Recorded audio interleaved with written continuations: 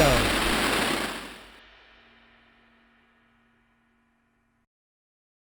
What's up, guys? Welcome to another edition of our Dynasty Spotlight series. Here we're doing another update show. Najee Harris, pick 24 to the Pittsburgh Steelers. One of my favorite landing spots just in terms of what made sense. If you go back and turn on our first Najee Harris show, Le'Veon Bell came out of my mouth. Pittsburgh Steelers came out of our mouths a number of times. Just a really good fit for Najee Harris.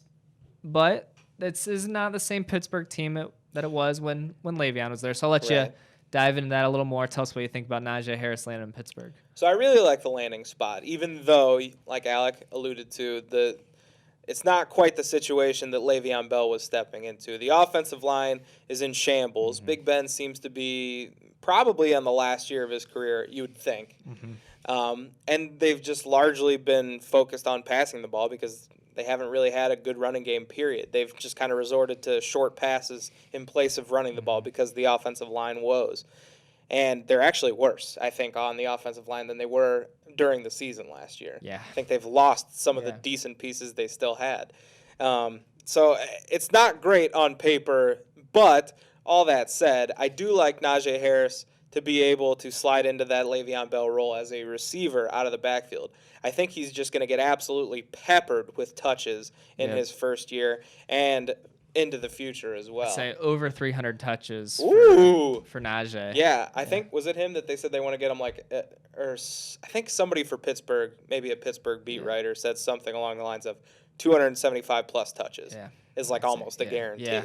And I would agree with that. I think he's going to get a lot of carries, and they're going to dump the ball off to him a lot. The dump off, so, you mentioned the offensive line shambles this year. 100% agree. But I think what'll kind of, so I don't know how efficient the rushing side will be. Honestly, might look pretty similar to Le'Veon Bell's rookie year, where he runs for like 3.5 yards a carry. Right, but he's going to get peppered with targets from Big Ben's whatever he has left of an arm, which I think will just, fuel his PPR, his PPR points for the year. So I think he's a lock for in our top 15 running back this year. I would say so. And then on top of that, he is older, but long term, I think Pittsburgh is going to start investing in the O-line again, and they're going to find a new quarterback. So I still think there's hope long term that the situation gets better overall. But yeah, I think he's going to get a lot of touches this year. Yeah, absolutely. So with that being said, Dynasty Rookie Draft. Yes.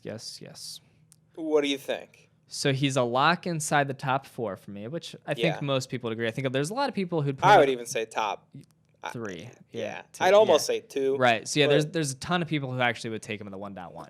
Yeah. I'm not quite one of those people. Jamar Chase, I think, is my 1.1. I actually think it's so before the draft, I was very much Najee over ETN. I think for me that gap got a lot closer. But all that being said, I think 1.2 to 1.3 is where I would probably draft him. Yeah, I agree. ETN might have the better situation on paper right now if he is the starter. Yeah. But I think it's hard to deny the fact that Najee is just going to get a lot of touches.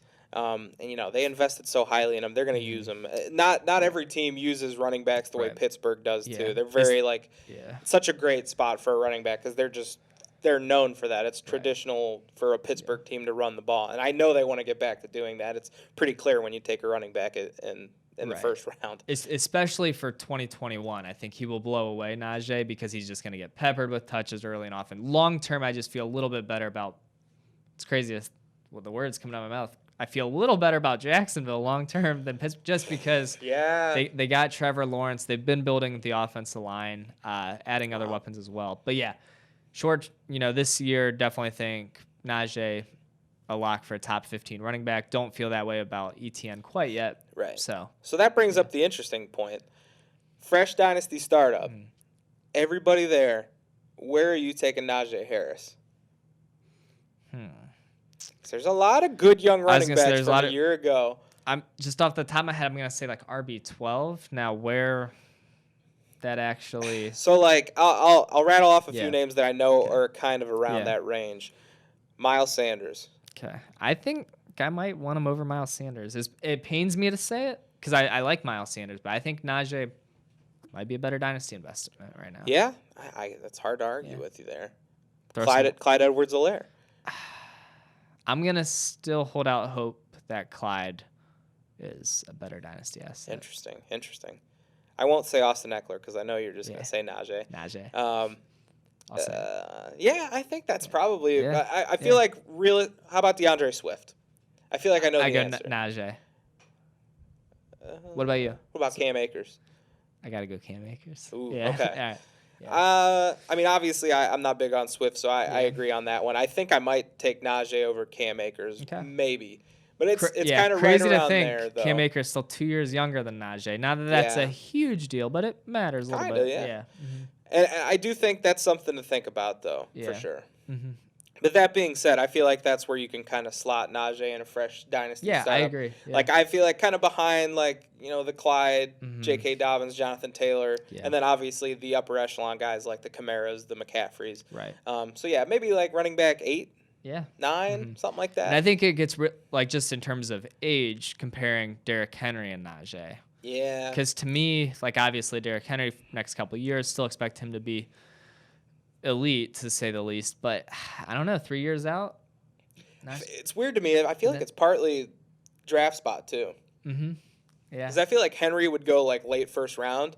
And if I'm there at, like, 1.10 and they're both there, I'm going to take Henry. But if I'm there at, like, 2.4 and they're both there, maybe I take Najee. Yeah, I like that logic. Yeah, little mental game. I don't even know if that even makes sense or if it's worth it to think that way, but that's just kind of the way the brain's working. Yeah.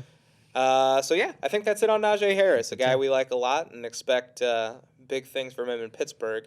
As always, MastersFantasyFootballLeagues.com, the premier destination for Dynasty Fantasy Football and all fantasy football, really. You can sign up for a redraft league, too. We just started doing those again.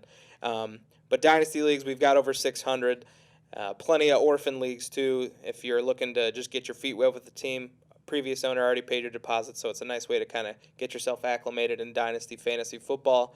So, yeah, come join the Masters family. Leave a like, leave a comment, subscribe to the channel, and, we'll see you next time. Thanks for listening. Boom. Bye. All right, That was a good ETN. one.